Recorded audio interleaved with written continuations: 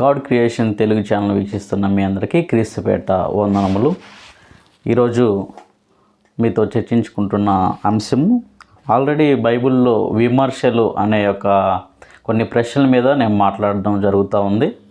ఈరోజు అదే ప్రశ్నగా మనం మూడో ప్రశ్నగా ఈరోజు చదువుకున్నట్లయితే ఆదికాండము 35వ అధ్యాయము 22వ వచనం. ఆదికాండం 35వ అధ్యాయం 22వ వచనం. ఇక్కడ ఏముందని మనం చదువుకుందాం.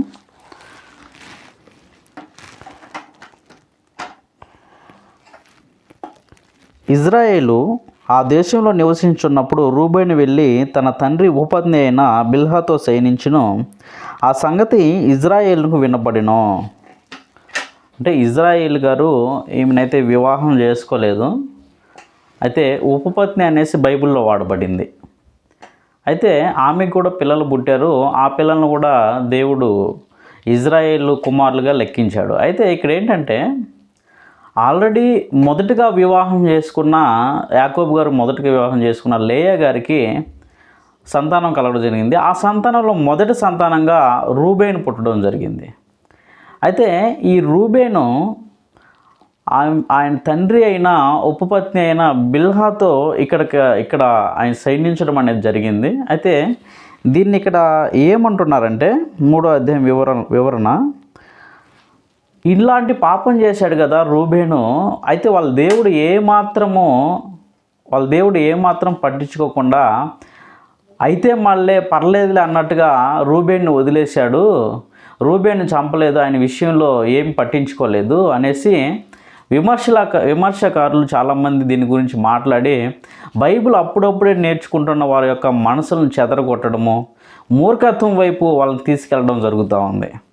అయితే నేను ఈ బైబిల్ ప్రశ్నలు ఎవరైతే ఈ విధంగా క్రియేట్ చేశారో, వక్రీకరించారో వాళ్ళకి మాత్రమే నేను డైరెక్ట్గా ఈ యొక్క వీడియోస్ చేయడం జరుగుతూ ఉంది. ఎందుకంటే ఈ వీడియోస్ వాళ్ళు చూస్తే వాళ్ళు చేసిన దాన్ని తప్పు అని తెలుసుకొని, లేకపోతే దాన్ని అనుసరిస్తున్న వాళ్ళన్నా అవును కదా, ఇలా ఉంది కదా, ఇది నిజం కాదు అనేసి తెలుసుకొని కొంతమంది అన్న వస్తారేమనే ఒక ఆలోచనతో ఇవి చేయడం జరుగుతూ ఉంది.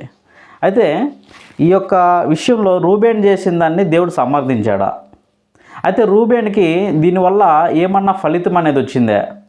దేవుడు ఏం చేశాడు అనే విషయాన్ని మనం చదువుకున్నట్లయితే వాస్తవానికి ఇజ్రాయేల్ యొక్క కుమారుల్లో రూబేన్ పెద్దవాడైనప్పటికీ అయితే దేవుని యొక్క సంతానానికి ఒక ఆశీర్వాదం అనేది ఉంది. ఏంది ఆశీర్వాదం అంటే మొట్టమొదటిగా ఎవరైతే జన్మిస్తారో వాళ్ళకి జ్యేష్ఠత్వపు హక్కు అనేసి దేవుడి దగ్గర నుంచి ఆశీర్వాదం అనేది వాళ్ళకి రావడం జరుగుతూ ఉందన్నమాట వాళ్ళ సంతానంలో. ఈ జ్యేష్ఠత్వపు హక్కుని ఎవరైతే పోగొట్టుకుంటారో సాక్షాత్తు దేవుని కృపని వాళ్ళు పోగొట్టుకొని చెప్పాలంటే దుఃఖకరమైన జీవితం జీవిస్తారనే ఆలోచన అనేది వాళ్ళకు ఉంటుంది. ఇవి బాగా మనకు అర్థం అవ్వాలంటే యాకోబు దగ్గర వాళ్ళ అన్న అయిన ఏశావు దగ్గర ఈ విషయం మనకి కనబడుతూ ఉంది. ఏశావు ఆయన మొట్టమొదటిగా పుట్టినప్పటికీ జ్యేష్ఠత్వపు హక్కుని ఆయన తమ్ముడికి ఇచ్చేస్తాడు. అయితే మరలా దానికోసం చాలా ఆయన ఏడ్చి కన్నీళ్ళు కార్చినా కూడా ఆ జ్యేష్ఠత్వపు హక్కు ఆయనకి రాదు. ఎందుకంటే దాంట్లో ఏముందని మనం గ్రహించుకున్నట్లయితే దేవుని యొక్క ఆశీర్వాదం ఆ కాలంలో అలాంటి ప్రథమగా ఎవరైతే పుడతారో, జ్యేష్ఠంగా పుడతారో వాళ్ళకి దేవుని యొక్క ఆశీర్వాదం అనేది విరివిగా రావడం జరుగుతూ ఉంటుందన్నమాట. అయితే అలాంటి వాళ్ళు ఎక్కడికి వెళ్ళినా సరే విజయాన్ని సంపాదించుకుంటా ఉంటారు, ఎక్కడికి వెళ్ళినా సరే వాళ్ళకి తిరుగులేదు. అట్లా విధంగా దేవుడు వాళ్ళని కాపాడుతూ ఉంటాడు. అయితే ఈ జ్యేష్ఠత్వపు హక్కుని ఈ రూబేనికి వాస్తవంగా రావాలా, కానీ దేవుడు దాన్ని రూబేనికి ఇవ్వలేదు. మనము ఈ విషయాన్ని క్రోడీకరించేటప్పుడు ఆయన చేసిన పాపాన్ని గురించి కూడా దేవుడు యాకోబు గారి ద్వారా మాట్లాడి ఇక్కడ చెప్తా ఉంటాడు. ఆదికాండం 49వ అధ్యాయము 3-4 వచనాల్లో ఈ విషయాన్ని మనం చూడవచ్చు.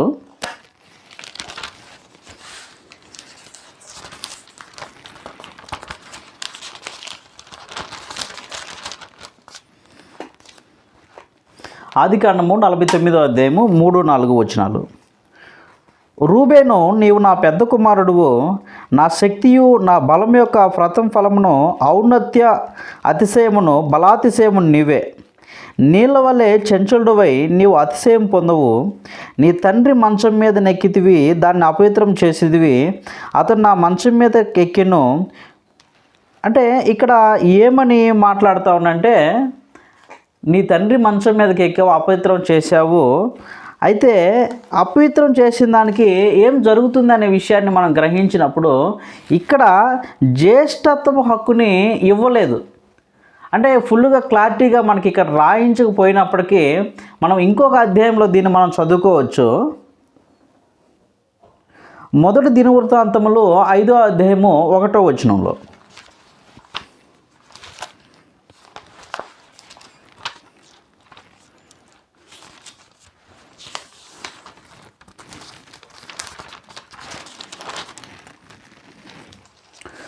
ఇజ్రాయేలునకు తొలిచూలు కుమారుడైన రూబేను కుమారుల వివరంలో, అతడు జ్యేష్ఠుడై ఉండిన కానీ తన తండ్రి పరువును తాను అంటుపరిచినందున అతని జన్మ స్వాతంత్ర్యము ఇజ్రాయేలు కుమారుడైన యోసేపు కుమారులకు ఇవ్వబడిను. యోసేపు కుమారులు, వాస్తవానికి యోసేపు చాలా చిన్నవాడు రూబేను కంటే. ఆ లేయ గారికి పుట్టిన కుమారుల కంటే చాలా చిన్నవాడు యోసేపు. ఈ యోసేపు కూడా ఇవ్వలేదు, యోసేపు కుమారులకు ఇచ్చాడు ఆ జ్యేష్ఠత్వపు యొక్క స్వాతంత్రపు హక్కుని. అంటే తృణీకరించబడ్డాడు, దేవుడు దగ్గర నుంచి తృణీకరించబడ్డాడు అని దాని అర్థం చెప్పాలంటే. దేవుడు పాపం చేస్తున్న వాళ్ళని ఎప్పుడు ఆయన వదిలిపెట్టడు. వాస్తవానికి పాపం చేసిన వారిని దగ్గర పెట్టుకొని దాన్ని సమర్థించే ఒక మనస్తత్వం దేవుడిది కాదు. ఎందుకంటే కొత్త నిబంధనలో యేసుక్రీస్తు వారు పాపాన్ని గురించి మాట్లాడేటప్పుడు ఒక మాట మాట్లాడుతాడు. యోహాను సువార్త 9వ అధ్యాయంలో,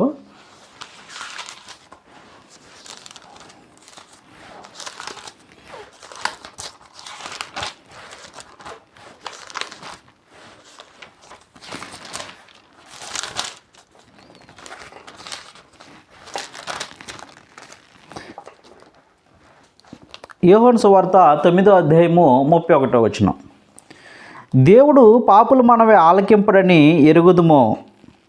దేవుడు పాపులు మనవి ఆలకింపడంటే దాని అర్థం ఏంటి? ఎవరైతే పాపం చేసి దాన్ని కొనసాగిస్తూ ఉన్నారో వాళ్ళ మనవి ఆలకింపడు అంటే అర్థం ఏంటంటే కనీసం వాళ్ళని దగ్గర పెట్టుకొని నువ్వు చేసింది మంచిదే, ఏం కాదులే, పర్లేదులే, ఒకటే అనేసి దేవుడి యొక్క మనస్తత్వం అలాగా లేదు. అంటే ఆలకింపడు అంటే వాళ్ళకి దూరంగా ఉంటాడు దేవుడు అనేసి. ఈ రూబేను విషయంలో కూడా ఆయనకి స్వాతంత్ర హక్కుని ఇవ్వలేదంటే దాని అర్థం ఏంటంటే దేవుడి దగ్గర నుంచి ఆశీర్వాదం అనేది ఇవ్వలేదంటే దేవుడు రూబేన్ని తృణీకరించాడు. ఎప్పుడైతే తృణీకరించబడ్డాడో రూబేను, అన్యులకి ఎలాగైతే జీవితం ఉంటుందో ఆయన జీవితం కూడా అలాగే ఉంటుంది. ఈ రూబేను తర్వాత కాలంలో ఆయన ఎలా చనిపోయాడు ఏంటని మనకి ఇవ్వలేదు. ఎందుకంటే అలా దేవుడిని తృణీకరించిన వారి యొక్క జీవితాలు మనకి ఇవ్వాలంటే ఈ బైబిల్ గ్రంథం కూడా చనిపోదు. అయితే నేను ఒక్కటైతే చెప్పగలను, దేవుడు పాపం చేసిన వాళ్ళని ఎప్పుడు సమర్థించినట్టు ఈ బైబిల్లో లేదు. పాపం చేసిన వారిని చూపించాడు కానీ పాపం చేసిన వారిని దేవుడు సమర్థించినట్లేదు. అయితే ఈ యొక్క బైబిల్ వక్రీకరణ ఎవరైతే చేశారో వాళ్ళకి ఏ దేవుళ్ళు అయితే ఉన్నారో సాక్షాత్తు వాళ్ళే చేశారు పాపం. ఒక వరుస ఉండదు, వాయు ఉండదు. ఇంకా చెప్పాలంటే వాళ్ళు ఒక పాపం చేస్తున్నా సరే మేము దేవుళ్ళ మీద దీన్ని లీలా అని చెప్పుకుంటారు అన్నమాట. పాపం అని చెప్పుకోరు దాన్ని, ఇది దేవుని లీలా అని చెప్పుకుంటారు. ఇలాంటి యొక్క దేవుళ్ళని విశ్వసించే వాళ్ళ దగ్గర ఎంత నీతి ఉంటుంది? ఇలాంటి యొక్క దేవుళ్ళ దగ్గర ఉండే వాళ్ళ యొక్క కుటుంబాల యొక్క జీవితాలు ఎలా ఉంటాయి? ఒకటే ప్రశ్న, దేవుడి గురించి బైబిల్లో ఉన్న దేవుడి గురించి ప్రశ్నించే ముందు మా దేవుళ్ళు ఎంతవరకు కరెక్టు, వాళ్ళు చేసింది, ఉదాహరణకి ఒక్కొక్క దేవుడికి వివాహ వ్యవస్థ చూసుకున్నట్లయితే 2-3 వివాహాలు చేసుకొని ఉంటారు. నువ్వు చేసుకోగలవా? నీ కుటుంబంలో ఎవరికైనా చేయగలవా అట్లా? నీ దేవుడు చేసుకున్నప్పుడు నువ్వెందుకు చేసుకోవు? అదేమన్నా ఎవరైనా ప్రశ్నించినట్లయితే ఇది లీల, దేవుని లీల అని చెప్పుకుంటారు. దేవుడు అంటే ఒకరికి మార్గదర్శిగా ఉండాల. అందుకే యేసుక్రీస్తు వారు ఆయన దేవుడై ఉండి భూమి మీదకి వచ్చి మానవ జీవితం ఎట్లా జీవించాలని చూపించి వెళ్ళిపోయాడు. ఆయన ఇలాగ జీవించాల మానవ జీవితం అనేసి. కనీసం ఆయన చంపిన వారిని కూడా నవ్వుతూ క్షమించే ఒక మనస్తత్వం అయింది. ఇటువంటి మనస్తత్వం నీ జీవితంలో ఎప్పుడన్నా సంపాదించుకోగలవా? నిన్ను ఎవరన్నా తిట్టినా సరే, కొట్టినా సరే వెంటనే స్పందించి వాళ్ళని చంపే అంత ఆలోచన నీకు ఉంటుంది. కానీ యేసుక్రీస్తు వారికి లేదది, ఆయన అనుచరులకు లేదది. ఆయన అనుచరులు కూడా సువార్త చెప్పినప్పుడు వాళ్ళు వచ్చి తిరిగి దూషించి కొట్టినప్పుడు కూడా వాళ్ళ ముఖంలో ఒకటే బాధ. ఏం బాధ అంటే వీళ్ళు ఎప్పుడు రక్షించబడతారు అనేసి, ఎప్పుడు మారుతారు, ఎప్పుడు తెలుసుకుంటారు నిజమైన దేవుడిని అనేసి. మా కోరిక కూడా అలాంటిదే. ఇలాంటి యొక్క ప్రశ్నలు వేసే వాళ్ళ యొక్క హృదయం అనేది చాలా ఘోరంగా ఉంటుంది. అలాంటి యొక్క జీవితాలు వాళ్ళని ఎంతమంది అనుసరించి వెళ్ళగలరు ముందుకి? కాబట్టి ఈ యొక్క విషయంలో రూబేన్ని దేవుడు ఏమాత్రం సమర్థించలేదు. అది దేవుడి యొక్క మనస్తత్వమే కాదు. కాబట్టి ఈ యొక్క విషయాన్ని తెలుసుకోవాల్సిందిగా మిమ్మల్ని కోరుచున్నాను.